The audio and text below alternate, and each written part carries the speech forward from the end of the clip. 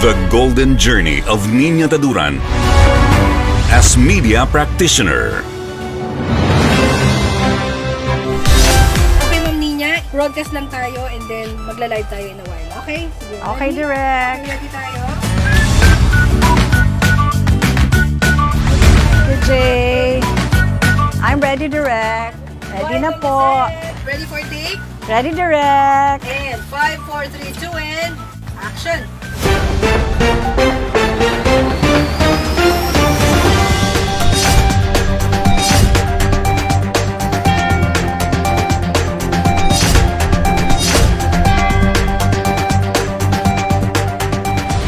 Samantala, puntahan natin ang ating mga patrollers.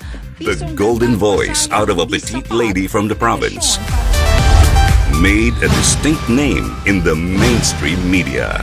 The ambitious lady who would soon become a household name. Nina Taduran started her career in DWIZ back in 1991. Despite the tribulations and stiff competition in media, with her perseverance and the good speaking voice, she became the co-host of the now Senator Raffy Tulfo's Wanted sa Radio, the radio TV show which tossed her name to prominence. Ang pagbabalita ay hindi lamang paghahatid ng mga napapanahong impormasyon. Kakibat din ito ang serbisyo publiko. Naglilingkod ng may puso, umaaksyon at handang tumulong sa anumang panahon. With her compassion for the less fortunate and the advocacy to be of service to the needy, she earned the moniker of being a public service lady.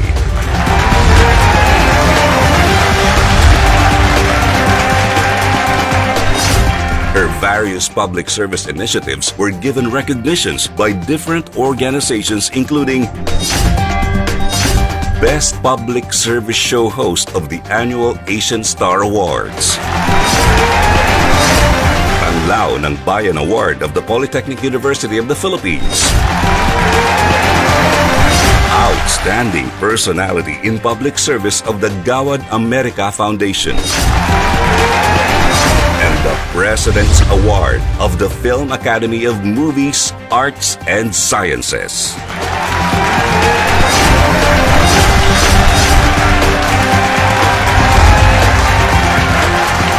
It takes a lot of courage, determination, hard work, and perseverance to be at the top of the industry. Sinuong ko ang lahat ng pagsubok bago ko narating ang estado ko ngayon. This is not an overnight sensation. I worked hard and still improving my craft.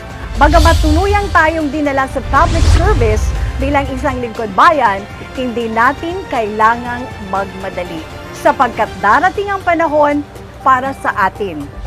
Love your craft, enhance it, and never stop learning.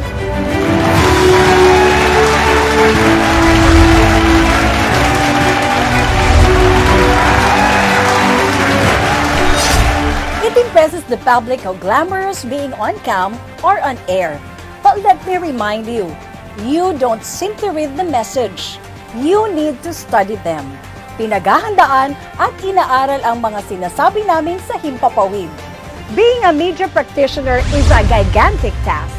Dinaig mo pa ang doktor dahil kailangan mong on-call higit pa sa 24 oras. My entry to this industry is not a walk in the park. Pinagpawisan ko ito. Dedikasyon at pagmamahal sa iyong ginagawa ang ilan sa mga sangkap na dapat isaalang-alang. Lastly, patuloy tayong mangarap kahit pa sa tingin natin ay nakuha na natin ang inaasam nating break sa broadcast media.